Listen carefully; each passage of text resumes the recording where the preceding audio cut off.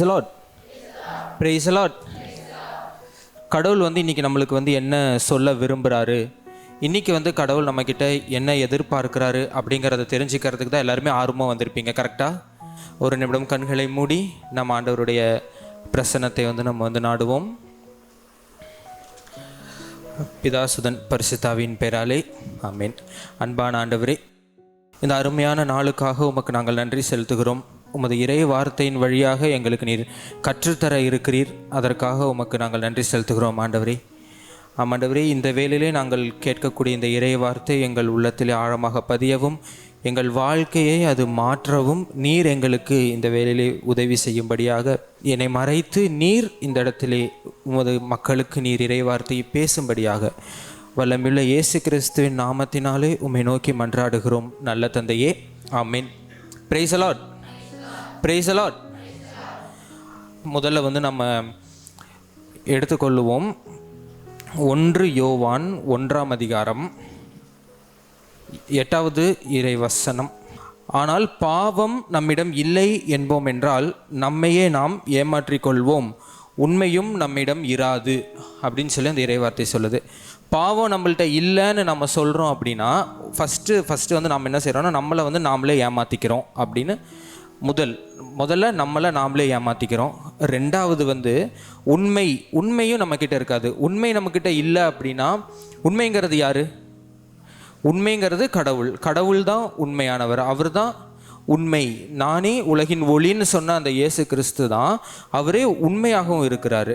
நம்மக்கிட்ட பாவம் இல்லை அப்படின்னு வந்து நம்ம சொல்லிகிட்டே இருந்தோம் அப்படின்னா கடவுள் நம்மக்கிட்ட இல்லைங்கிறது தான் உண்மை நம்மக்கிட்ட இல்லைன்னா உண்மை இல்லாத இடத்துல வந்து கடவுள் வந்து வாசம் செய்கிறது கிடையாது.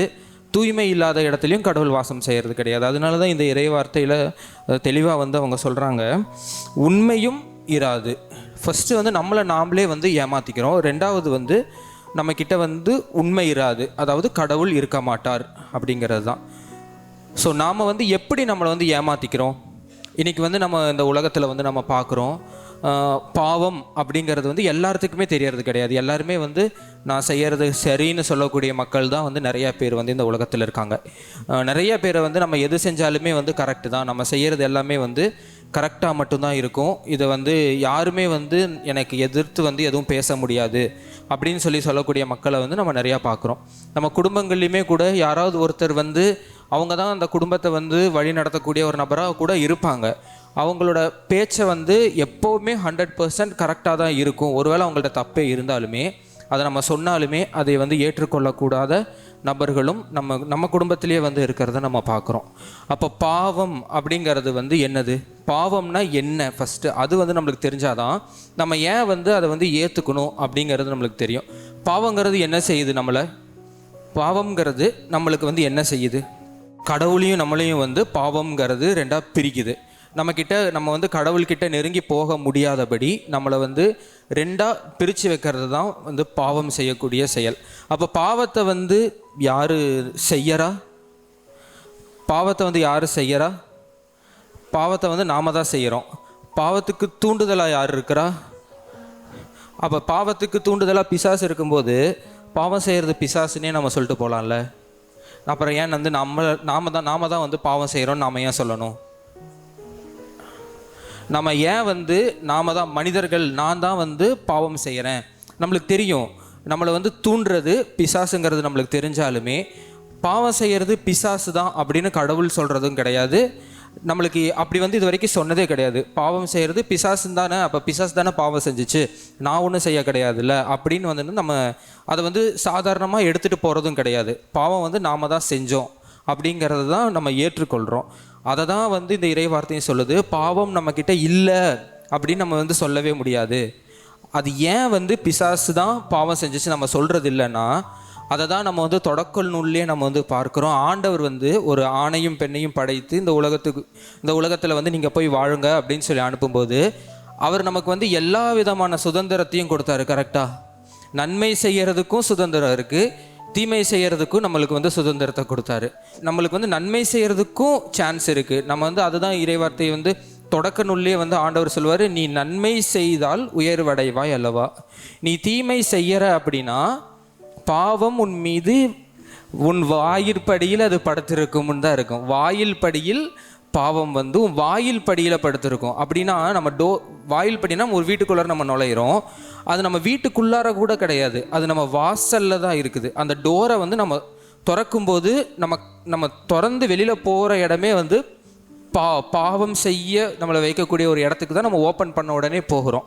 அப்படின்னா கடவுள் நம்மளுக்கு கொடுத்தது ஃப்ரீவில்.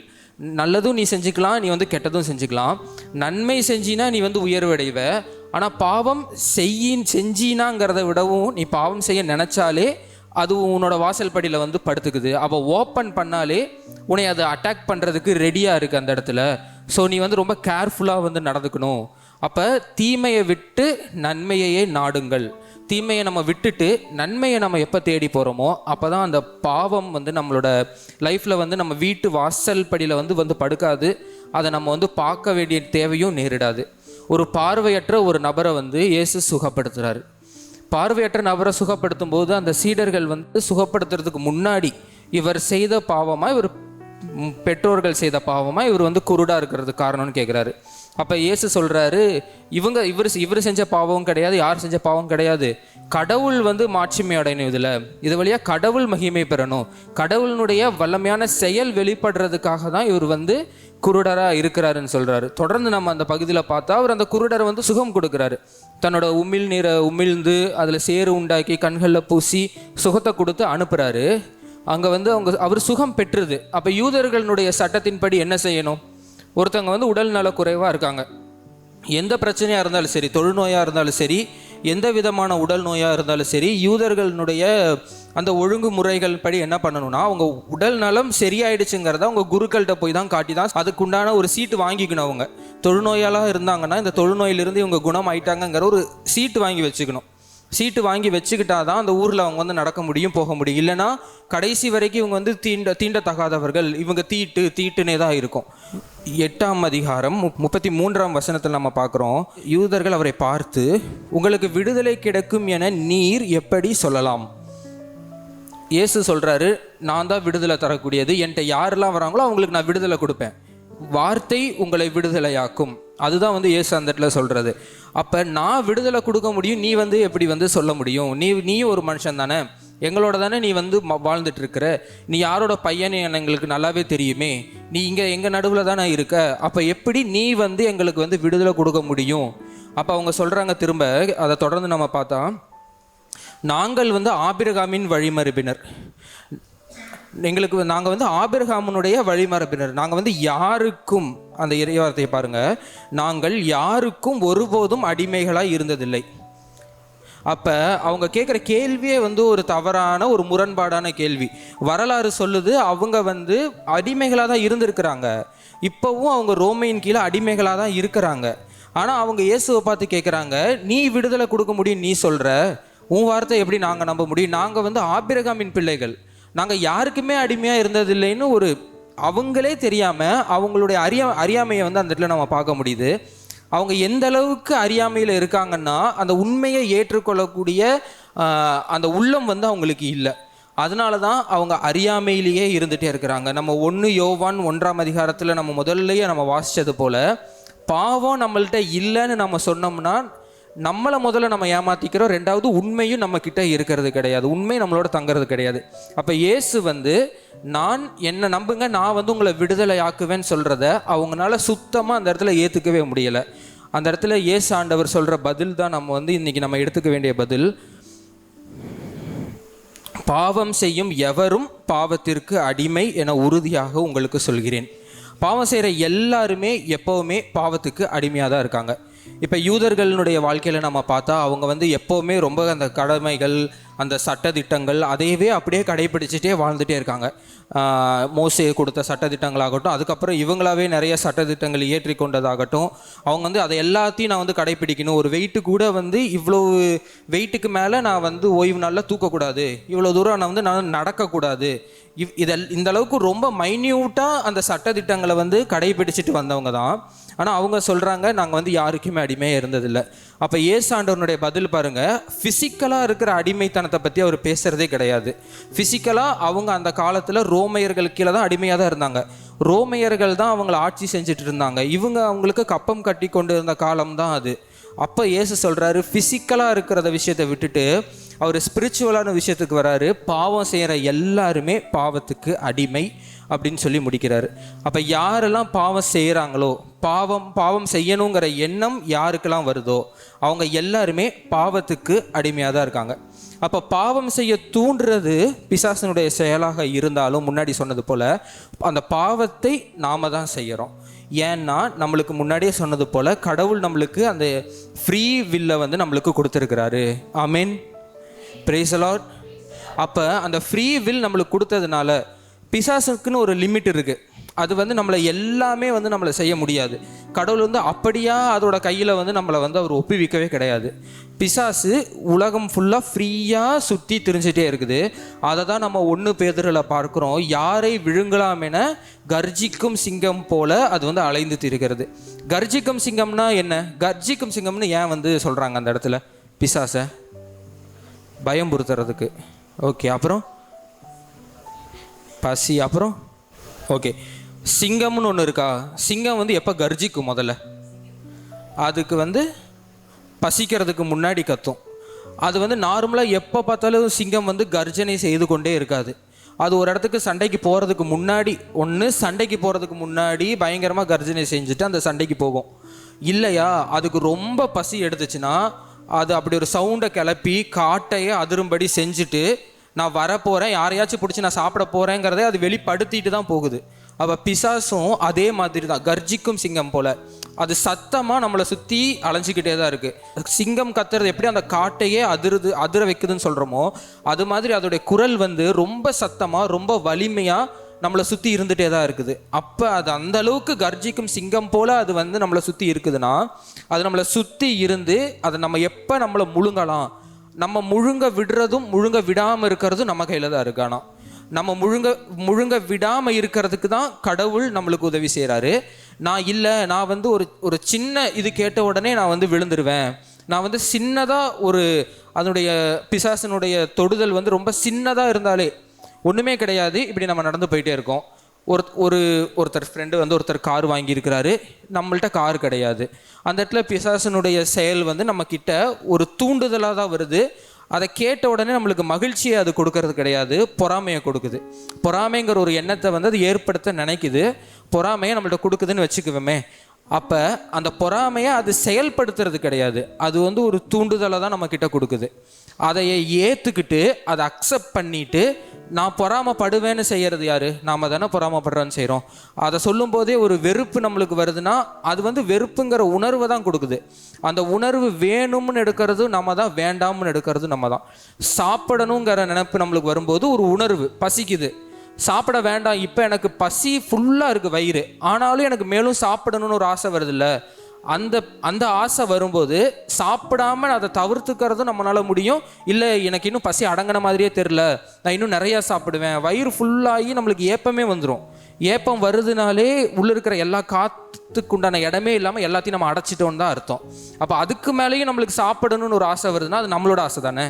அதே மாதிரி தான் நன்மை செய்கிறத வந்து நம்ம கேட்கும்போதோ இல்லை இறை வார்த்தையை நம்ம கேட்கும்போதோ, இறை அடியார்கள் வந்து நல்ல விஷயங்களை செய்கிறாங்க நம்ம காதுக்கு வரும்போதோ, அதை கேட்ட உடனே நம்மளுக்கு ஒரு மகிழ்ச்சியோ ஒரு சந்தோஷமோ அதை பற்றின ஒரு அக்களிப்போ கடவுளை வந்து புகழணுங்கிற ஒரு எண்ணமோ நம்ம எடுத்துக்காம நம்ம அதுக்கு ஆப்போசிட்டாக இதை கேட்ட உடனே ஒரு எரிச்சல் வருது, இதை கேட்ட உடனே எனக்கு வந்து கோபம் வருது, இவங்க சொல்கிறத கேட்ட உடனே எனக்கு வந்து அது முடியல, அது வந்து என்னை வந்து ஒரு மாதிரி டிஸ்டர்ப் பண்ணுது அப்படின்னு நம்மளுக்கு இருந்துச்சுன்னா நம்ம அந்த பிசாசினுடைய உணர்வுக்கு ஆட்கொள்ளப்பட்டு அந்த பிசாசு நம்மை முழுங்கி நம்ம வழியாக அதனுடைய ஆசையை வெளிப்படுத்துறதுக்கு ஒரு கருவியாக அந்த இடத்துல நம்மளை வந்து அது மாற்றிடுது. ஸோ பாவம்ங்கிறது இந்த உலகத்துக்கு கடவுள் கொடுத்தது கிடையாது, பிசாசு தான் பாவத்தை வந்து இந்த உலகத்துக்கு கொண்டு வந்துச்சு. ஆதாம் ஏவாள் இருந்தாங்க, ஒரே நாளில் நடந்த காரியம் எதுவுமே கிடையாது. ஆதாம் ஏவாள் இருக்காங்க, ஆதாம் ஏவாள் வழியாக பிசாசு வந்து இந்த உலகத்தில் வந்து கடவுளுக்கு எதிராக செய்யணுங்கிறதான். கடவுளுக்கு எதிராக எப்போல்லாம் அது வந்து செய்யணும்னு நினைக்குதோ, ஏன் அது வந்து கடவுளுக்கு எதிராக செய்யணும்னே நினைக்குது? எப்போ பார்த்தாலும் கடவுளினிடத்துலேருந்து தான் அது வந்துச்சு, கடவுளுடைய ப்ரெசன்ஸ்லேருந்து தான் வந்துச்சு. அதுக்கு வந்து ரொம்ப மேட்டிமை இருந்துச்சு, அது தன்னை உயர்வானவனாக காட்டிக்கிச்சு. அதனால அங்கேருந்து அது தன்னை உயர்வாக காட்டிக்கிட்டதுனால தான் அது அங்கேருந்து துரத்தப்பட்டுச்சு.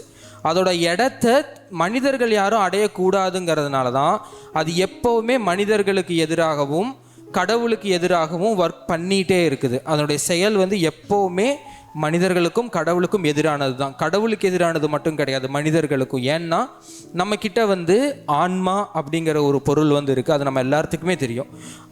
அந்த ஆன்மா கடவுள்கிட்ட வந்து போகக்கூடாது அப்படிங்கிறதான்.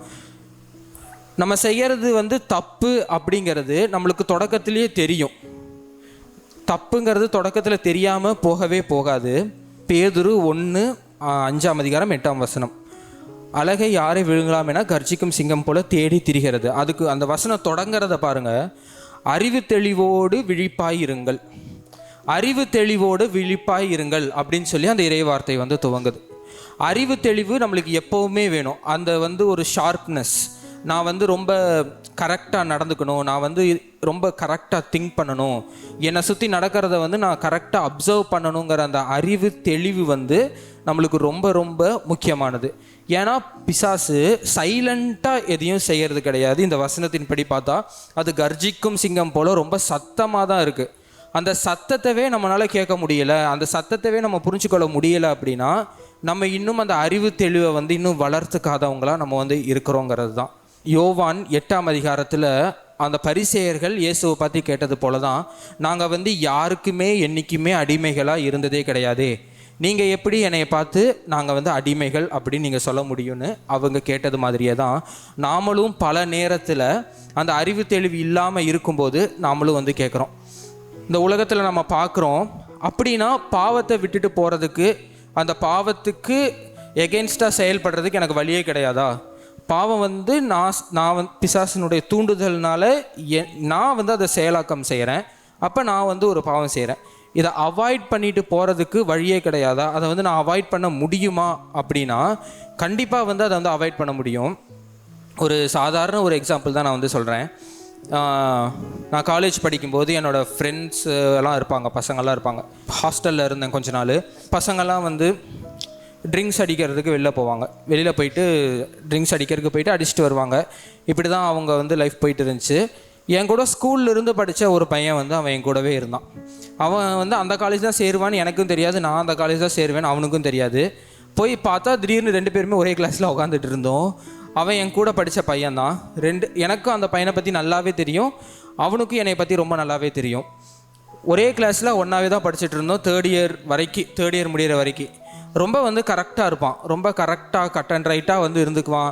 தேவையில்லாத வார்த்தைகளை பேச மாட்டான். ரொம்ப கரெக்டாக இருக்கணும் அப்படிங்கிறதுல வந்து கொஞ்சம் வந்து ஒழுங்காக இருக்கணும் அப்படிங்கிறதுலாம் அவனுக்கு ஆசை. அப்படி தான் இருப்பான். ஒரு தடவை இந்த பசங்களோட சேர்ந்து ஒரு தடவை வெளியில் போயிட்டு வரேன். சும்மா தான் போயிட்டு வந்தான். அப்போ வந்து எந்த தவறுமே செய்யலை.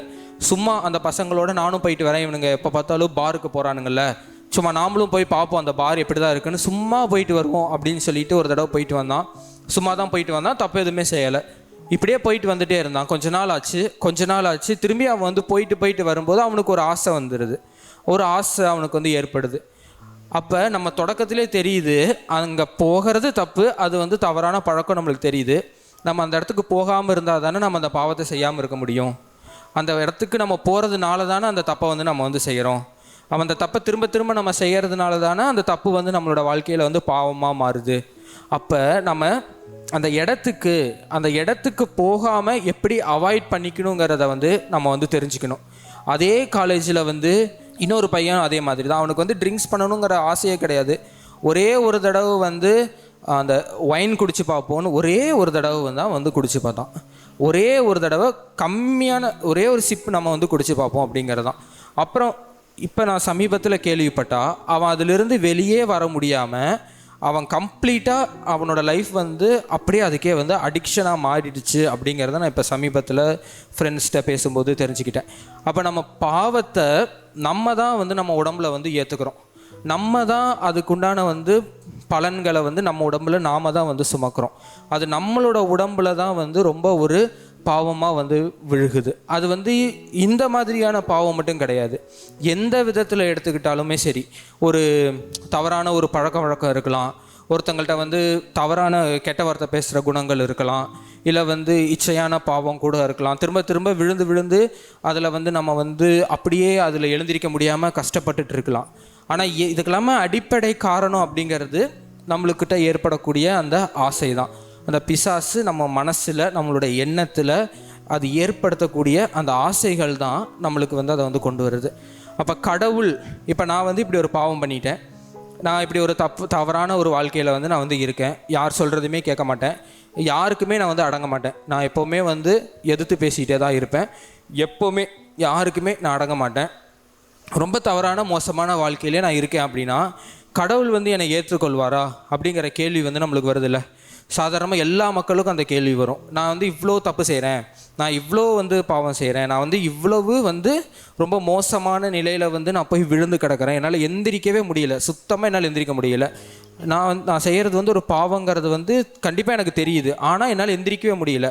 ஆனால் கடவுள் வந்து இதை வந்து எப்படி பார்க்குறாரு, கடவுள் வந்து எனக்கு என்ன தான் செய்கிறாரு, நான் எப்படி தான் இதிலிருந்து வெளியில் வர்றது அப்படிங்கிற கேள்வி வந்து எல்லாத்துக்குமே எந்த காலத்துலையும் இருக்க தான் செய்யுது. அப்போ கடவுள் பாவத்தை தான் வெறுக்கிறாரே தவிர அதை செய்யக்கூடிய மனிதனை வந்து அவர் வெறுக்கிறது கிடையாது. அந்த மனிதனை வந்து எப்படியாச்சும் காப்பாற்றிடணும், எப்படியாச்சும் இந்த பிசாசனுடைய கையிலிருந்து விடுவிச்சிடணும், எப்படியாச்சும் அதிலிருந்து அவனை மீட்டறணும் அப்படிங்கிறது தான் அவருடைய மிகப்பெரிய ஆசையாகவே இருக்குது. அதை தான் வந்து நம்ம அந்த ஊதாரி மைந்தனுடைய பகுதியில் நம்ம வந்து பார்க்குறோம். அந்த ஊதாரி மைந்தன் என்ன பண்ணுறான், அந்த அப்பா கிட்டேருந்து எல்லாத்தையும் எடுத்துகிட்டு போயிடுறான். போனதுக்கப்புறம் கொஞ்ச நாள் கழித்து அவனுக்கு ஒன்று வருது, ஒரு யோசனை வருது, நம்ம திரும்ப இங்கேயே போயிடலாம் அப்படிங்கிறது. அறிவு தெளிந்தவராய்.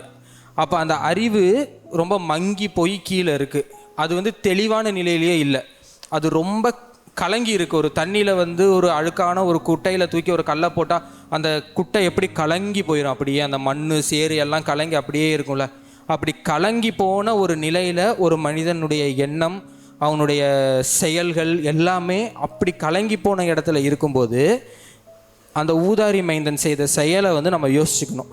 ஒருவேளை இதை இந்த இறைவார்த்தை வந்து யார் வேணாலும் எங்கே வேணாலும் இருந்து கேட்டுட்ருக்கலாம், புதுசாக வேணாலும் கேட்கலாம். உங்களுக்கு வந்து அதிலிருந்து எப்படி வெளியில் வர்றதுன்னு எனக்கு தெரில, எனக்கு வந்து இதுலேயே தான் நான் இருக்க மாதிரி இருக்குது, இந்த ஸ்டேட்லேருந்து நான் வந்து மேலே வரணும்னு நினைக்கிறேன், நான் வந்து அடுத்த லெவலுக்கு வந்து போகணும்னு நினைக்கிறேன், நான் வந்து இதே மாதிரி இருக்கிறதுக்கு எனக்கு வந்து விருப்பம் கிடையாது, அது நான் எந்த வகையான தவறு வந்து செஞ்சுருந்தாலும் சரி, எந்த வகையான ஒரு குற்றத்தில் வந்து இருந்தாலும் சரி, அது இந்த வேலையை நீங்கள் நினச்சி பார்க்குறீங்கன்னா நீங்கள் இந்த வார்த்தையை வந்து அடிப்படையாக எடுத்துக்கோங்க. அறிவு தெளிவு, அறிவு தெளிவு, அதில் வந்து ஒரு தெளிவு வேணும்.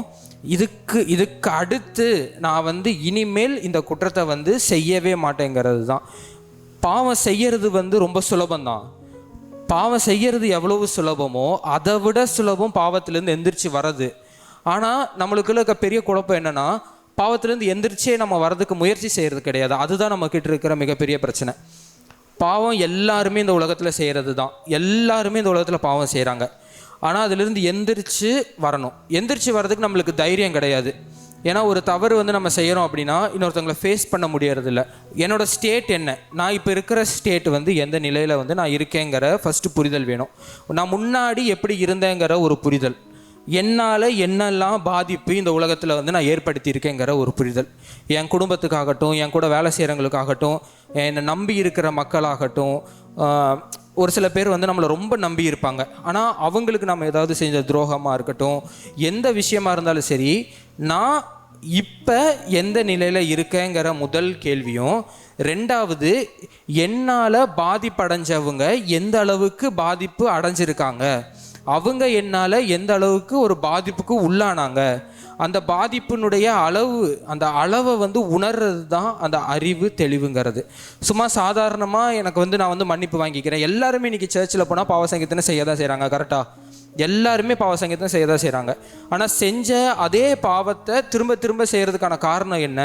அறிவு தெளிவு வந்து அந்த இடத்துல கிடையாது. ஏன்னா நான் வந்து இன்றைக்கி பாவம் செஞ்சுருக்கேன், ஸோ நான் வந்து கடவுள்கிட்ட போய் மன்னிப்பு கேட்க வந்திருக்கேன், நான் போய் அவங்கக்கிட்ட கடவுள்கிட்ட வந்து மன்னிப்பு கேட்டு நான் வந்து மன்னிப்பு பெற்றுட்டு வந்துடுவேன். வந்த உடனே வீட்டுக்கு போனால் திரும்பியும் அதே சூழ்நிலை நம்மளுக்கு வரதான் செய்யும். அதே மாதிரியான பாவத்தை செய்கிறதுக்கான காரணங்கள்லாம் நம்மளுக்கு வரதான் செய்யும். ஒருவேளை ஒருத்தவங்க வந்து ரொம்ப இச்சையான ஒரு பாவத்தில் இருக்காங்கன்னா அவங்க அதிலிருந்து வெளியில் வரணும் அப்படின்னு நினச்சா, அதிலிருந்து வெளியில் வரணும் அப்படின்னு நினைக்கும் போது திரும்பியும் அதை பற்றின எண்ணங்கள் வரதான் செய்யும். ஏன்னா அது திடீர்னு ஒரு நாளில் நடந்தது கிடையாதுல்ல, அது ரொம்ப நாளாக அந்த ஆசைகள் வந்து உள்ளத்தில் தங்கியே இருந்து வெளியில் வருது. அதே மாதிரி தான் ஒருத்தவங்க கோவமே படக்கூடாதுன்னு நினச்சாலும் அந்த கோவம் திரும்ப வெளியில் வரதான் செய்யும். அதே போல் பொய் பேசவே கூடாதுன்னு நினச்சாலும் அந்த பொய் திரும்பியும் பேசுறதுக்கு வாய் வந்து எடுத்த உடனே பொய் பேசுறதுக்கு டக்குன்னு முன்னாடி வந்துடும். ஏன்னா அப்படி தான் பழகி இருக்கு உடம்பு. அப்படி தான் 25 வருஷமோ 30 வருஷமோ 40 வருஷமோ 10 வருஷமோ அந்த உடம்பு அப்படியே பழக்கப்பட்டிருக்கு, அந்த மைண்ட் அப்படியே பழகியிருக்கு, அந்த ஹார்ட் அப்படியே பழகியிருக்கு. எல்லாமே அதுக்கு தகுந்தா போல் செட் பண்ணி வச்சுருக்கோம் நாம் இத்தனை வருஷமாக. அப்போ இத்தனை வருஷம் செட் பண்ணி வச்சு அதிலிருந்து டக்குன்னு எந்திரிச்சு எப்படி வெளியில் வர முடியும்? ரொம்ப நம்மளுக்கு வந்து உடம்புல வந்து ஃபேட் இருக்குது, நம்ம வந்து எக்ஸசைஸ் பண்ணி வெயிட் லாஸ் பண்ணுறோன்னா, வெயிட் லாஸ் பண்ணுறதுல வந்து சொல்லுவாங்கள்ல அந்த ஸ்டபர்ன் ஃபேட்டுன்னு சொல்லுவாங்க, அது வந்து அவ்வளோ சீக்கிரமாக கரைக்க முடியாது. அது வந்து ரொம்ப கஷ்டப்பட்டு நம்ம வந்து அதுக்கு ரொம்ப முயற்சி செஞ்சு அதுக்குன்னு தொடர்ந்து உழைச்சிக்கிட்டே இருந்தால் தான் அந்த ஸ்டபர்ன் ஃபேட்டை வந்து கரைக்க முடியும். அப்போ அந்த ஸ்டபர்ன் ஃபேட் மாதிரி நம்மளோட லைஃப்லேயும் அப்படியே தங்கி போன அந்த கொழுப்பு மாதிரி நம்ம செய்கிற தவறு வந்து ரொம்ப தங்கி அது நம்மளாவே கலந்து இருக்குது. அப்போ அதில் ஒரு நாள் நம்ம செஞ்சுட்டு வர பாவ சங்கீர்த்தனத்தினால அதிலிருந்து நம்ம வெளியில் வந்துட முடியுமா? கண்டிப்பாக ஒரு நாளில் வெளியில் வர முடியாது. ஆனால் வெளியில் வரதுக்கு நம்மளுக்கு வாய்ப்பு இருக்குது, அதை நம்ம முயற்சி செய்ய முடியும். நான் செஞ்ச இடத்துல இருந்து வெளியில் வரதுக்கு ஒரு சான்ஸ் வந்து நம்மளுக்கு கொடுக்கப்படுது. அதை தான் வந்து கடவுள் சொல்கிறாரு. அந்த ஊதாரி மகனுடைய லைஃப்பில் கடவுள் அந்த மகன் திரும்பி வரும்போது ஏற்றுக்க தான் செய்கிறாரு. ஏற்றுக்கிட்டால் தானே ஒரு சான்ஸ் உருவாகும். ஏற்றுக்காத இடத்துல எப்படி ஒரு சான்ஸ் உருவாகும்? ஒரு வாய்ப்பு கொடுத்தா தானே அவங்க திரும்ப தவறு செய்யாமல் இருக்கிறதுக்கு முயற்சி எடுப்பாங்க. வாய்ப்பே கொடுக்காத இடத்துல எப்படி தவறு செய்யாமல் இருக்க முடியும்? அப்போ அந்த சான்ஸை வந்து நம்மளுக்கு கொடுக்குறாரு கடவுள். அதுக்குண்டான அறிவு தெளிவையும் நம்மளுக்கு வந்து கொடுக்குறாரு. நீ வந்து சரி இதை பற்றின ஒரு உணர்வோடு நம்ம வந்து போகணுங்கிறது தான். அப்போ பாவ சங்கீதனம் செஞ்சுட்டு வரவங்க எல்லாருக்குமே அந்த உணர்வு வந்து எப்போவுமே கிடைக்குதா? கண்டிப்பாக எப்போவுமே கிடைக்கிறது கிடையாது. எப்போவுமே கிடைக்கணும் அப்படின்னா அவங்க எப்போவுமே அந்த பாவத்தை செய்ய மாட்டாங்க. எப்போவுமே அந்த உணர்வு அவங்களுக்குள்ளே இருந்துச்சுன்னா அந்த பாவத்தை எப்போவுமே செஞ்சிட்ருக்கிறவங்களாவே முதல்ல இருக்க மாட்டாங்க. அப்போ அந்த பாவத்தை எப்போவுமே செஞ்சுக்கிட்டே இருக்காங்க அப்படின்னா அவங்களுக்குள்ள அந்த உணர்வு நிலை ரொம்ப ரொம்ப ரொம்ப அடிமட்டத்தில் போயிருக்குங்கிறது தான் நாம் வந்து பார்க்குறோம். பிசாசனுடைய முக்கியமான ரொம்ப மெயினான ஒரு விஷயமே நம்மளை உணர்வற்றவர்களாக ரொம்ப அடிமட்டத்தில் நம்மளை இருக்க வைக்கிறது தான். ஏன்னா நம்மளுக்கு உணர்வு வந்துருச்சுன்னா நம்ம தான் கடவுள் பிள்ளைகளாயிருவோம்ல. நம்மளுக்கு உணர்வு வந்துருச்சுன்னா தான் நம்ம வந்து நல்ல வாழ்க்கைக்கு திரும்பி போயிடுவோம்ல. அப்போ பிசாசுக்கு உண்டான இறை வந்து கிடைக்காம போயிடும்ல ஒரு கட்டத்தில். அதுக்கு வந்து நம்மளை எப்படியாச்சும் நரகத்துக்கு கொண்டு போய் சேர்க்கணுங்கிறது.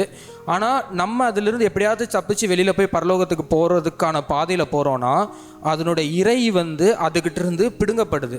ஸோ அந்த நிலையில் நம்மளை எப்போவுமே வச்சுக்கணுங்கிறது பிசாசுக்கு ரொம்ப வந்து ஒரு ஆசையான விஷயந்தான். யாருமே இங்கே வந்து பாவம் செய்யாதவங்களும் கிடையாது. எல்லாரோட லைஃப்லையுமே பாவம் இருக்க தான் செய்யுது. ஒரு உணர்வு ஒரு நாள் நம்மளுக்கு வந்து ஏற்படணும். அந்த அறிவு தெளிவு வந்து நம்மளுக்கு ஏற்பட்டுச்சுன்னா அதிலிருந்து நம்ம அந்த அறிவு தெளிவை பெற்றுக்கொண்டு கம்ப்ளீட்டாக சொன்னது போல் நான் இப்போ எந்த நிலையில் இருக்கேன், இதுக்கு முன்னாடி எந்த நிலையில் இருந்தேன், என்னை சுற்றி இருக்கிற மக்களுக்கு நான் செய்த அந்த தவறுனால எப்படியெல்லாம் பாதிப்பு எந்த மாதிரியெல்லாம் நடந்திருக்கு, என் குடும்பத்தில் எப்படியெல்லாம் பாதிப்பு ஏற்பட்டிருக்கு அப்படிங்கிற அந்த நிலை நம்மளுக்கு புரிஞ்சிட்டாலே நம்ம வந்து பாவம் செய்கிறதுலேருந்து கம்ப்ளீட்டாக வெளியில் வர முடியும். அந்த அறிவு தெளிவு நம்மக்கிட்ட வரும். அந்த யோவான் 1ஆம் அதிகாரத்தில் நம்ம சொன்னது போல தான் பாவம் நம்மிடம் இல்லை என்போம் என்றால் நம்மையே நாம் ஏமாற்றிக்கொள்கிறோம்.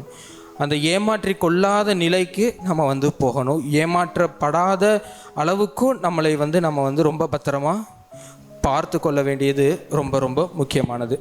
யோவான் 9:41 இறைவசனத்தில் நாம் பார்க்குறோம். இயேசு சொல்கிறார், அவர்களிடத்தில் சொல்கிறாரு, நீங்கள் பார்வையற்றோராய் இருந்திருந்தால் உங்களிடம் பாவம் இராது. ஆனால் நீங்கள் எங்களுக்கு கண் தெரிகிறது என்கிறீர்கள், எனவே நீங்கள் பாவிகளாகவே இருக்கிறீர்கள். ரொம்ப சிம்பிளாக சொல்லிட்டால், உங்களுக்கு வந்து கண்ணு தெரியல, நீங்கள் வந்து பார்வையற்றவராக இருக்கிறீங்க அப்படின்னா உங்களுக்கு பாவமே இருக்காது. ஆனால் நீங்கள் என்ன சொல்கிறீங்க, எனக்கு எல்லாமே தெரியும், எனக்கு வந்து கண்ணு நல்லா தெரியுது அப்படின்னு சொல்கிறதுனால தான் உங்களுக்கிட்ட பாவம் இருக்குது, நீங்கள் பாவிகளாகவே இருக்கிறீங்க அப்படின்னு சொல்கிறாரு. நம்மக்கிட்ட கரெக்ஷன்ஸ் சொல்கிற மக்கள் வந்து நிறைய பேர் இருக்காங்க. நம்மக்கிட்ட எப்போவுமே கரெக்ஷன் சொல்லிகிட்டே தான் இருப்பாங்க. அந்த கரெக்ஷன்ஸை வந்து நம்ம சரி செய்ய முடியலைன்னா பல நேரத்தில் நாம் என்ன சொல்கிறோம், எனக்கு தெரியும், நான் வந்து அதை கிராஸ் பண்ணி வராததா, எனக்கு வந்து அதில் இல்லாத எக்ஸ்பீரியன்ஸா, நான் வந்து அதை பார்க்காததா, அப்போ எனக்கு வந்து அது நல்லாவே தெரியும், எனக்கு அந்த சுச்சுவேஷனை வந்து நான் ஏற்கனவே கிராஸ் பண்ணி வந்திருக்கேன். அந்த கரெக்ஷனை வந்து நம்ம ஏற்றுக்கிறது கிடையாது. நான் வந்து அந்த சுச்சுவேஷனை ஏற்கனவே ரொம்ப கிராஸ் பண்ணி வந்திருக்கேன், அந்த கரெக்ஷன்லேருந்து அதை சரி செஞ்சுக்கிட்டு நம்மளை மாற்றிக்கிறதுக்கு நம்ம முயற்சி செய்ய மாட்டோம். ரெண்டாவது, நம்மளுடைய எக்ஸ்பீரியன்ஸை பற்றி ரொம்ப வந்து பெருமையாக நம்ம வந்து சொல்ல ஆரம்பிச்சிடறோம். எனக்கு ரொம்ப எக்ஸ்பீரியன்ஸ் இருக்குது. இன்றைக்கி வேலைக்கு போகிறவங்க எல்லாருமே வந்து அப்படி தானே, ஒரு இடத்துலேருந்து இன்னொரு இடத்துக்கு போகிறாங்க. எனக்கு 3 வருஷம் எக்ஸ்பீரியன்ஸ் இருக்குது, எனக்கு 5 வருஷம் எக்ஸ்பீரியன்ஸ் இருக்குது, அதனால் நீங்கள் வந்து எனக்கு கண்டிப்பாக இவ்வளோ சேலரி கொடுத்தே ஆகணும், எனக்கு வந்து நீங்கள் இவ்வளோ செஞ்சே ஆகணுங்கிற ஒரு டிமாண்டோடு தான் இன்றைக்கி எல்லாருமே வந்து வேலைக்கு போகிறோம். அப்போ ஆல்ரெடி என்கிட்ட எக்ஸ்பீரியன்ஸ் இருக்குங்கிற எண்ணம் நம்மக்கிட்ட எப்போல்லாம் இருந்துக்கிட்டே இருந்துச்சுன்னா நம்ம கண் தெரியறவர்கள் போல தான் இருக்கிறோம். அப்போ நம்ம கண் தெரியாதவர்கள் போல், எனக்கு கண் தெரியல, கண் தெரியாதவர்கள் போல் நம்ம வாழ ஆரம்பித்தோம்னா, அதாவது கண் தெரியாதவர்கள் போலனா, கண் தெரியாதவங்களுக்கு யார் வழிகாட்ட முடியும்? யார் வழிகாட்ட முடியும்? கண்ணு தெரிஞ்சவங்க தான் வழிகாட்ட முடியும். இன்னொன்று, அவங்களோட லைஃப் எப்போவுமே என்ன பண்ணும், இன்னொருத்தவங்களை நம்பி தான் இருக்கும். கரெக்டாக? இன்னொருத்தவங்களை நம்பி தான் அவங்களோட லைஃப் வந்து எப்போவுமே இருக்கும். அதே போல் நம்மளோட லைஃப்பும் கண்ணு தெரியாதவங்க போல் இருந்துருச்சுன்னா ரொம்ப நல்லதாக இருக்கும். நம்மளோட லைஃப்பும் கண்ணு தெரியாதவங்க போல் இருந்துருச்சுன்னா என்ன அர்த்தம்னா, எப்போவுமே நம்ம கடவுளை டிபெண்ட் பண்ணி இருக்கிறவங்களா இருக்கணும்னு சொல்கிறேன் நான். எப்போவுமே கடவுளை சார்ந்தவங்களா நம்ம இருந்துக்கிட்டே இருக்கணும். நம்மளோட எக்ஸ்பீரியன்ஸை பற்றி பேசிட்டோ, இல்லை எனக்கு வந்து ஏற்கனவே இதில் வந்து அனுபவம் இருக்குது, அதனால வந்து எனக்கு எல்லாமே தெரியும் அப்படிங்கிற ஒரு எண்ணத்தினாலேயோ, இல்லை நான் பார்க்காததா, எனக்கு வந்து தெரியாததா, எனக்கு தெரியாத ஒரு விஷயம் இந்த ஃபீல்டில் கிடையவே கிடையாது அப்படின்னு நம்ம சொல்கிறதுனாலையோ நம்ம கடவுளுக்கு எதிராகத்தான் போகிறோம். அதுதான் இயேசு ஆண்டவர் சொல்கிறாரு, உங்களுக்கு கண் தெரியும் என்கிறீர்கள். கண் தெரியும்னு சொல்கிறதுனால தான் உங்ககிட்ட பாவமே இருக்குது. எனக்கு தெரியும், எனக்கு எல்லாமே தெரியும், என்னால் எல்லாமே பார்க்க முடியுது, எனக்கு எல்லாமே வந்து உணர முடியுது, எனக்கு வந்து எல்லாமே புரியுது, அதனால தான் நீங்கள் இன்னும் பாவிகளாகவே இருக்கிறீர்கள் அப்படின்னு கடவுள் சொல்கிறார். நம்மக்கிட்ட அந்த வளைஞ்சு கொடுக்குற குணம், அந்த குயவன் வந்து எப்படி ஒரு பாத்திரத்தை வணையிறாரு, அந்த குயவன் இதை பற்றி நம்ம பேசினா நம்மளுக்கு ரொம்ப மகிழ்ச்சியாக இருக்குது. கடவுளினுடைய கையால் வந்து அப்படியே செய்யக்கூடிய ஒரு பாத்திரமாக நம்ம இருக்கிறோம், ஒரு பானையா, இல்லை ஏதோ ஒரு பொருளாக, ஏதோ ஒரு அழகு வேலைப்பாடு கொண்ட ஒரு பொருளாக நம்ம இருக்கிறோன்னு அதனுடைய பாசிட்டிவ் சைடை மட்டும் நம்ம பார்த்துட்டு அப்படி மட்டுமே நம்ம வந்து எடுத்துக்கிறோம். நான் அந்த மாதிரியான ஒரு பிள்ளையாக இருக்கிறத நினச்சி எனக்கு ரொம்ப சந்தோஷம், கடவுள் என்னை ரொம்ப அன்பு செய்கிறாருன்னு சொல்லிட்டு. ஆனால் அதில் இன்னொரு விஷயமும் இருக்குது. அப்படி செய்யறதுக்கு நாம் ஃபஸ்ட்டு வளைஞ்சு கொடுத்தோம்ல. நம்ம வந்து முதல்ல வளைஞ்சு கொடுத்தா தானே வந்து வளைய முடியும். வளையாத ஒரு குச்சியை வச்சு ஒரு கூடை உருவாக்க முடியுமா? முடியவே முடியாது. வளையக்கூடிய மூங்கிலை வச்சு தானே கூடை உருவாக்குறாங்க. வளையக்கூடிய மூங்கில வச்சு தானே வந்து நிறைய காரியங்களை செய்கிறாங்க. அப்போ வளையிற தன்மை இருந்தால் தான் நம்மக்கிட்ட நம்மளோட லைஃப்பில் இந்த இறைவார்த்தையில் இயேசு ஆண்டவர் சொன்னது போல் நம் கண் தெரியாதவர்களாக இல்லாமல் கண் தெரியக்கூடியவர்களாக, நம் கண்கள் கடவுளுடைய கண்களாக மட்டுமே இருக்கும்படியாக நம்மளோட லைஃப்பில் இருக்க முடியும். அப்படி இருந்துட்டால் நம்மளோட லைஃப்பில் எப்போவுமே கடவுள் நம்மளோட இருக்கிறாரு. நம்மளோட லைஃப்பில் கடவுள் எப்பொழுதுமே நம்மளை கைட் பண்ணி நல்ல பாதையிலேயே கூட்டிகிட்டு போவார். அந்த கண் தெரியாத குருடன் வந்து கண் பார்வை பெற்ற உடனே ஆண்டவர்கிட்ட வந்து அவன் போகலை. அவன் பார்க்குறான், எல்லாத்தையும் பார்த்த உடனே அவனுக்கு வந்து ரொம்ப சந்தோஷம். ஆண்டவர் வந்து நீ போய் அங்கே அவங்கள போய் பார்த்துட்டு வான்னு சொல்கிறார். எடுத்த உடனே அந்த கிரெடிட்டை பாருங்கள், கடவுள் செய்கிற விஷயத்தை பாருங்கள். கடவுள் வந்து எல்லாத்தையுமே படைச்சவர், எல்லாத்துக்கும் மேலே ரொம்ப உயர்ந்த நிலையில் அவர் வந்து இருக்கிறாரு. நம்மளாம் வந்து சாதாரண ஒரு படைப்பு தான். திரும்பி வந்து இயேசுவை சந்திக்கிற நிலை திரும்பி ஏற்படுது. திரும்பி வந்து பார்க்கும்போது இயேசு ஆண்டவர்கிட்ட வந்து கேட்குறாரு, நான் கண் பார்வை இல்லாமல் தான் இருந்தேன், ஒருத்தர் வந்து உமிழ் நீரை வச்சு என் கண்ணை தொட்டார், எனக்கு பார்வை கிடச்சிருச்சு. பார்வை கிடச்சி அவர் சொன்னார் போய் பாருன்னு சொன்னார், நான் போயிட்டு வந்துட்டேன், ஆனால் அவர் யாருன்னு எனக்கு தெரில அப்படின்னு இயேசு ஆண்டவர்கிட்ட சொல்லும்போது இயேசு ஆண்டவர் அப்போ தான் சொல்கிறாரு, நீ யார்கிட்ட பேசிகிட்டு இருக்கிறியோ அவர் தான் அதை செஞ்சாருன்னு அந்த கிரெடிட்டை செகண்டாக தான் அவர் வந்து எடுத்துக்கிறாரு. எடுத்த உடனே நான் தான் செஞ்சேன், என்னால் தான் நடந்துச்சு, நான் தான் உனக்கு பார்வை கொடுத்தேன், நான் தான் வல்லமையுள்ள கடவுள் அப்படிங்கிற கிரெடிட்டை அவர் எடுத்துக்கிறதே கிடையாது. நம்மளோட லைஃப்லேயும் அந்த மாதிரியான சிம்பிள் லைஃப் நம்மளுக்கு இருந்தாலே பிசாசு நம்மக்கிட்ட அண்ட விடாது. பிசாசனுடைய மிகப்பெரிய காரியங்கள் அது வந்து நம்மளை எப்போவுமே அந்த கீழ்நிலையிலேயே வச்சுக்கணும் அப்படிங்கிறது. எது செஞ்சாலும் நீ தான் செஞ்ச, நீ தான் கிரேட்டு, நீ தான் பயங்கரமாக செஞ்ச, உன்னால தான் எல்லாமே நடந்துச்சுன்னு பெருமை பாராட்ட வைக்கக்கூடிய எண்ணமும் பிசாசு கொடுக்கக்கூடிய எண்ணம் தான். அப்போ இயேசு ஆண்டவர் நம்ம ரோல் மாடலாக எடுத்துக்கிட்டு அவர் தான் அந்த அற்புதத்தை செஞ்சார், அவர்னால தான் அதை செய்ய முடிஞ்சுது. ஆனாலும் அந்த கிரெடிட்டை அவர் எடுத்த உடனே நான் தான் செஞ்சேன்னு அவர்கிட்ட எடுத்துக்கவே இல்லை. இத்தனைக்கு பாருங்க, அந்த கண் பார்வை தெரியாதவருக்கு கண் பார்வை கிடைச்சப்ப அவர் போய் பார்க்க சொல்றாரு. அப்போ கூட அவர் சொல்லலை. அப்போ கண் பார்வை கிடைச்ச உடனே கூட இயேசு ஆண்டவர் சொல்லியிருக்கலாம்ல. அப்போ கூட அந்த கண் பார்வை கிடைச்சவர் இயேசுவை பார்க்கவே இல்லை. தன்னை யார் குணமாக்குனவர் தான் பக்கத்தில் நின்றுட்டு இருக்காரு. ஆனால் அவர் தான் குணமாக்குனாருங்கிறது அவருக்கே தெரியல. திரும்ப வந்து அவரே கேள்வி கேட்டு அந்த கேள்விக்கு இயேசு பதில் சொல்லும்போது தான் அவருக்கு தெரியுது இவர் தான் நம்மளை சொன்னதும் இவர் தான் நம்மளை சுகப்படுத்தியிருக்காருங்கிறத அப்போ தான் அவர் கண்டே பிடிக்கிறாரு. அன்பார்ந்தவர்களே, நம்மளோட லைஃப்லையும் ஒரு பாவம் அப்படிங்கிறது வந்து பெருசாக நான் செய்யலை அப்படின்னாலும் அதை பற்றின உணர்வு நம்மளுக்கு எப்போவுமே இருக்கணும். பிசாசு வந்து எப்போவுமே கர்ஜிக்கும் சிங்கம் போல் ரொம்ப சத்தமாக நம்மளை சுற்றி இருக்கும்போது நம்ம அந்த சத்தத்துக்கு நடுவில் பயப்படாமல் அதை எதிர்த்து போராடக்கூடிய வீரர்களாக நம்ம வந்து இருக்கணும். ஒரு சின்ன சின்ன விஷயங்கள் நம்ம செஞ்சாலும் அதில் வந்து கடவுளுக்கு நம்ம மகிமையை கொண்டு போய் சேர்க்கும்போது கடவுள் அந்த இடத்துல வந்து மாட்சிமை அடைகிறாரு. பிசாசனுடைய அந்த தற்பெருமைங்கிற குணத்தை வந்து நம்ம வந்து அந்த இடத்துல உடைக்கிறோம். பிசாசுக்கு எதிரானவர்களாக நாம் வந்து நிற்கிறோம். எனவே அன்பார்ந்தவர்களே, இந்த நாளில் வந்து ஆண்டவர் வந்து நம்மளுக்கு இந்த இறை வார்த்தையை தான் கொடுத்துருக்கிறாரு. நாம் வந்து நான் நல்லவன், நான் வந்து எப்போவுமே நல்லவன் தான், எனக்கு வந்து எப்போவுமே நான் வந்து நல்லது மட்டும்தான் செய்வேன்னு நினைக்காம கொஞ்சம் நம்மளை வளைஞ்சு கொஞ்சம் நான் வந்து பாவி தான், எனக்கிட்ட மிஸ்டேக்ஸ் இருக்குது, ஆனால் அதை நான் வந்து திருத்திக்கிறதுக்கு முயற்சி செய்கிறேன், நான் இதுலேயே இருக்கிறதுக்கு நான் ஆசைப்படல, இதிலிருந்து நான் வந்து எந்திரிச்சு வேறு அடுத்த லெவலுக்கு வர்றதுக்கு நான் முயற்சி செய்கிறேன் அப்படின்னு எந்திரிச்சு வரணுங்கிறது தான் அவர் வந்து விருப்பப்படுறாரே தவிர யாரையுமே அதே நிலையிலேயே உட்காந்துக்கோங்க, அதே நிலையில் இருங்கன்னு கடவுள் விருப்பப்படுறது கிடையாது.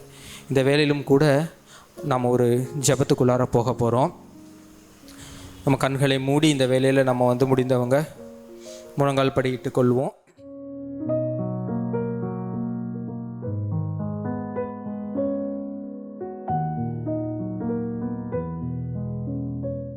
ஆண்டவரிடத்தில் அந்த ஞானம் எனக்கு வேணும். ஆண்டவரே, இந்த இறை வார்த்தையின் படியாக என்னை சுற்றி அந்த பிசாசு வந்து இருக்க தான் செய்யுது. அது கொடுக்கக்கூடிய கன்னிகளில் போய் நான் மாற்றுறதுக்கு உண்டான வாய்ப்புகளும் எனக்கு கொடுக்கப்படதான் செய்தானா. ஆவியானவரே, நீர் ஞானம் நிறைந்தவராய் நீங்கள் வந்து அந்த ஞானமும் எனக்கு அந்த மெய்யுணர்வையும் எனக்கு அந்த புரிதலையும் எனக்கு நீங்கள் தாங்க. இந்த நாளில் உங்கள் மேலே இருக்கக்கூடிய அந்த பயம், அந்த பய உணர்வு, அந்த மரியாதைக்குரிய பய உணர்வு எனக்கு உள்ளத்தில் வரணும்னு சொல்லி அவரை நோக்கி நம்ம ஒரு முறை கேட்கலாமா?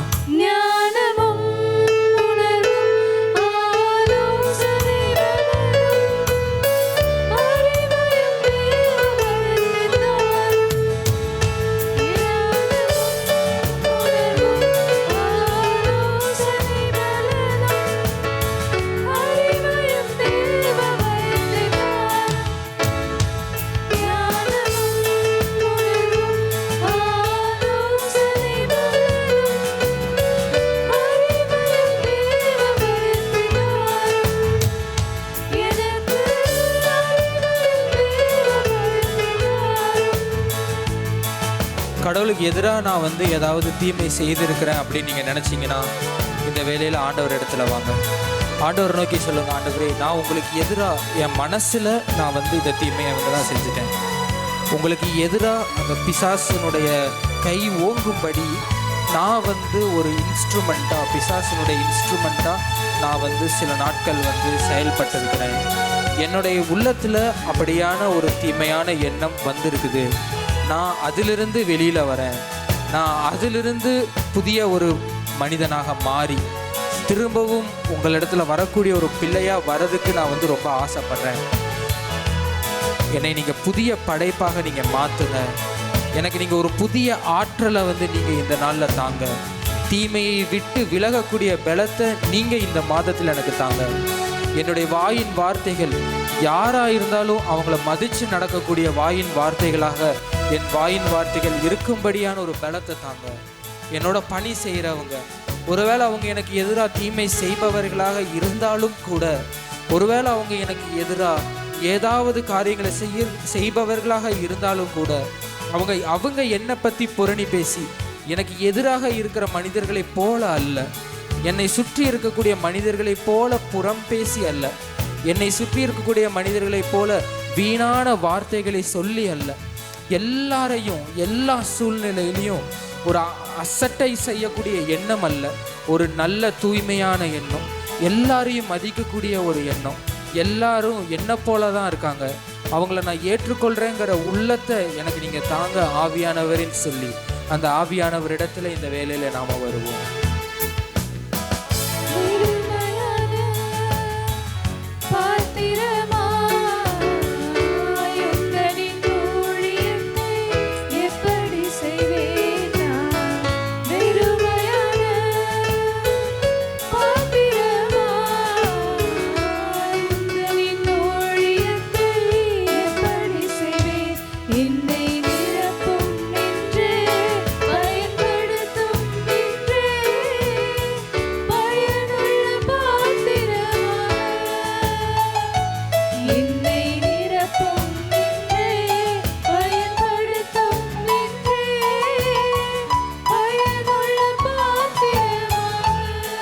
ஆவியானவரே, என்னை ஒரு பயனுள்ள பாத்திரமாக நீர் என்னை பயன்படுத்தும். என்னை நீங்கள் இந்த வேலையிலே நீங்கள் நிரப்ப இறங்கி வாருங்க ஆவியானவரே. என்னிடத்துல இருக்க குறைகள், என்னிடத்துல ஏதாவது குற்றம் குறைகள் உமக்கு எதிராக இருந்துச்சுன்னா, என்னுடைய எண்ணத்தில் ஏற்றுக்கொள்ள முடியாத அளவுக்கு தீமை என் உள்ளத்தில் இருந்துச்சுன்னா, ஆவியானவரே என்னை இந்த வேலையிலே நீர் புடமிட்டு என்னை அந்த பொன்னை போல புடமிட்டு என்னை துலங்க செய்யக்கூடியவராக என் மத்தியில் நீங்கள் வாருங்க ஆவியானவரே. என்னை அந்த ஆவியானவரே நீர் வந்து நிரப்பும். எனக்கு அந்த ஞானத்தை நீங்கள் தாருங்க, எனக்கு அந்த உணர்வை நீங்கள் தாருங்க ஆவியானவரே. என்னை ஒரு புது படைப்பாக இந்த மாதத்தில் நீங்கள் என்னை மாற்றுங்க. இந்த மாதத்திற்குண்டான ஆசீர்வாதமாக நீங்கள் என்னோடு வந்து தங்குங்க ஆவியானவரே. ஒருவேளை உங்கள் பிள்ளைகள் உங்களுக்கு எதிராக இருக்கிறாங்கங்கிற எண்ணம் உங்களுக்கு இருந்துச்சுன்னா, அந்த பிள்ளைகளை பார்த்து நீங்கள் ஏதாவது அவங்கள சபிக்கும்படியான வார்த்தைகளை நீங்கள் கூறி இருந்தீங்கன்னா, இந்த வேளையில் ஆண்டவரை நோக்கி சொல்லுங்க, ஆண்டவரே நான் அதையெல்லாம் மன்னிச்சு நான் உங்களிடத்துல வரேன். எனக்கு ஏற்றுக்கொள்ளக்கூடிய உள்ளத்தை நீங்கள் தாங்க ஆவியானவரே. எனக்கு அதை ஏற்றுக்கொண்டு அதை சகித்து கொண்டு வாழக்கூடிய உள்ளத்தை எனக்கு நீங்கள் தாங்க. அவங்கள நான் சபிக்க மாட்டேன், நான் அவங்கள ஆசீர்வதிக்கக்கூடிய பெற்றோராக நான் வந்து இருக்கிறேன். அவங்களுக்கு நீங்கள் நன்மை செய்யக்கூடிய கடவுளுங்கிறத நான் நம்புகிறேன். அவங்களை நீங்கள் மாற்றுவீங்கிறத நான் நம்புகிறேன். நான் இனிமேல் யாரையும் தீர்ப்பிட போகிறது கிடையாது. நீங்களே எல்லாருக்கும் தீர்ப்பு வழங்குபவர். நான் இனிமேல் யாரையும் எந்த சூழ்நிலையும் தீர்ப்பிட போகிறது கிடையாது. அவங்களுடைய சூழ்நிலைகளை நினச்சி நான் அதை நினைத்து தீர்ப்பிடப்பட போகிறதே கிடையாது. எல்லாவற்றையும் உம்மிடத்தில் நான் ஒப்பு கொடுக்குறேன். எனக்கு ஒரு உணர்வுள்ள இருதயத்தை, எனக்கு ஒரு புதிய இருதயத்தை, எனக்கு அந்த வல்லமையுள்ள இருதயத்தை, எனக்கு பிசாசை எதிர்த்து அந்த எண்ணத்திலே போராடக்கூடிய உள்ளத்தை, தைரியத்தை எனக்கு நீங்கள் தாங்க ஆவியானவரேன்னு சொல்லி அவரிடத்துல நம்ம வந்து கேட்போம்.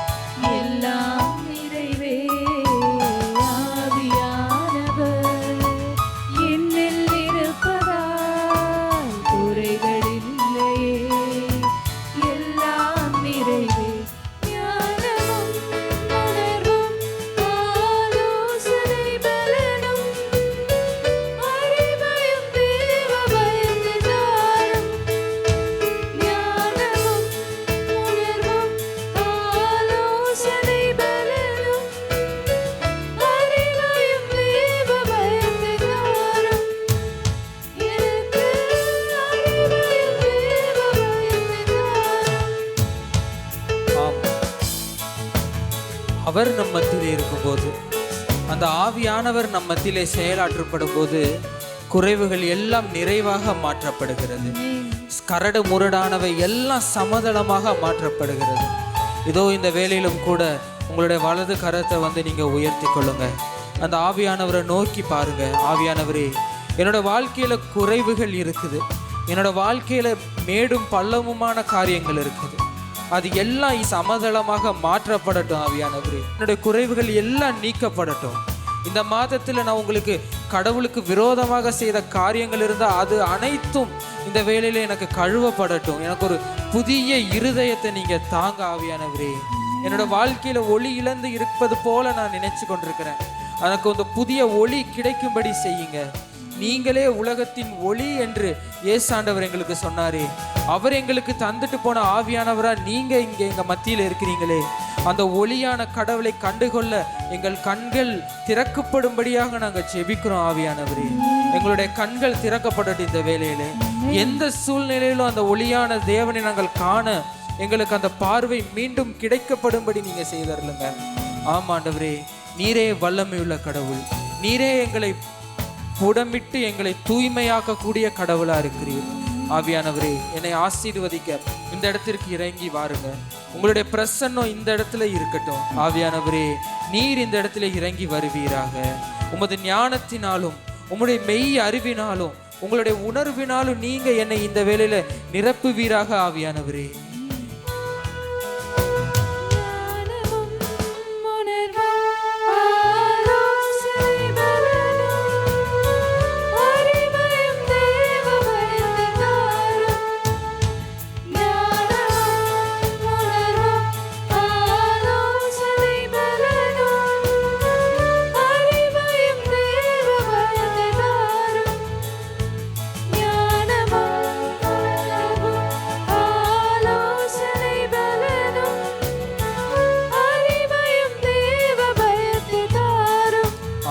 ஆண்டவர் உங்களோடு உங்களை மத்தியிலே அவருடைய பிரசன்னம் என்னாலும் நீங்கள் செல்கையிலும் நீர் வருகையிலும் நான் உன்னை ஆசீர்வதிப்பேன்னு சொன்ன அந்த கடவுள் அவருடைய பிரசன்னம் எப்பொழுதும் உங்களோடு இருக்கட்டும். அந்த ஆவியானவர் உங்களுக்கு துணை நின்று வழி நடத்தட்டும். அவர் நன்மை தீமை அனைத்தையும் கற்று தருவார் என்று இந்த இறை வார்த்தை, இந்த விவிலியம் நம்மளுக்கு சொல்கிறது. அவர் நன்மை தீமையை நம்மளுக்கு கற்றுத்தரக்கூடிய கடவுளாக, அவர் வல்லமையுள்ள அந்த கடவுளாக உங்கள் மத்தியில அவர் இருப்பாராக. அவருடைய பிரசன்னம் உங்கள் மத்தியில இருக்கட்டும். உங்கள் குடும்பங்கள்ல, உங்க வீடுகள்ல, நீங்க செய்யக்கூடிய காரியங்கள்ல, நீங்க பயணிக்கக்கூடிய இடங்கள்ல, நீங்க சந்திக்கக்கூடிய மனிதர்களிடத்துல, நீங்க பேசக்கூடிய இடத்துல, எல்லா இடத்திலையும் அந்த ஆவியானுடைய பிரசன்னம் இருக்கட்டும். எப்படி பேச வேண்டும், என்ன பேச வேண்டும் என்பதை அந்த ஆவியானவர் உங்களுக்கு விளக்கி தருவாராக. அவர் உங்களுக்கு புதிய பாதைகளை காண்பிப்பாராக. தீமையில் இருந்து நன்மையே நாடும்படியாக, எந்த சூழ்நிலையில விழுந்து கிடந்திருந்தாலும் எழுந்திருச்சு ஒளி வீசும்படியாக அந்த ஆவியானவர் நம் மத்தியிலே இருப்பாராக. அவர் நமக்கு துணை செய்வாராக. அவர் உங்களை ஆசீர்வதிப்பாராக. அவர் உங்களுக்கு முன்னும் பின்னும் கோட்டையுமாக இருப்பாராக. அவர் உங்கள் கால்கள் கல்லின் மீது மோதாதபடி அவர் பார்த்து கொள்வாராக. ஆமென், ஆமென். கரங்களை தட்டி அவருக்கு ஒரு மகிமை நாம கொடுப்போமா?